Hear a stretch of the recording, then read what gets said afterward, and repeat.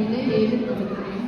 நான் தமிழ்நாட்டில் உள்ள மாவட்டங்கள் பிடித்த மாவட்டம் மதுரை பற்றி பேசுகிறேன்.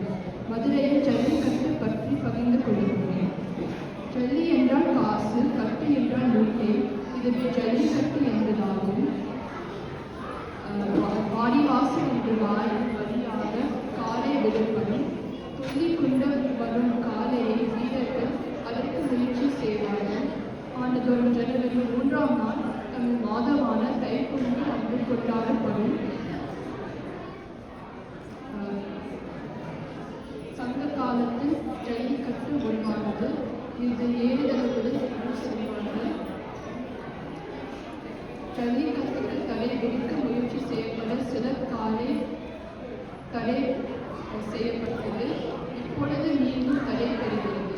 பங்கேற்பாளர் விதிகள்: காலையை கூட்டி பிடித்துக் கொண்டு சிறிது தூரம் மட்டும் ஓடலாம். அது 3 முறை குடித்து வரை மட்டும்தான் அதுவும் ஓடலாம். பங்கேற்பாளர்கள் கால் வாய் கொம்புகள் பிடிக்கக்கூடாது. அரங்கம் 50 சதுர மீட்டர் மற்றும் 84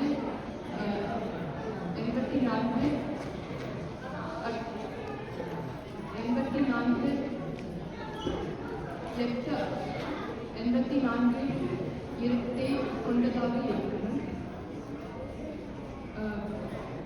காலையை வெளியே தடுக்க 8 அடி உயரத்தில்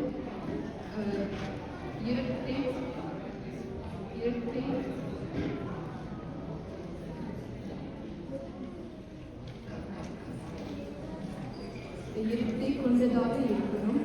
காலை விதிகள்: காலையில் பொதுவாக புள்ளிக்குளம் அல்லது காங்கயம் இனமாகும். சிலர் பரிசு பகுதியாக இந்த பரிசு பொருட்களுக்காக விளையாடுகிறார்கள். சிலர் பெருமைக்காக விளையாடுகிறார்கள். சிலர் இந்த விளையாட்டை கலாச்சார பாரம்பரியத்தை முக்கியமான பகுதியாக பார்க்கிறார்கள். சிலர் இது இனங்களுக்கு பொதுவானது என்று பார்க்கிறார்கள். நன்றி, வணக்கம்.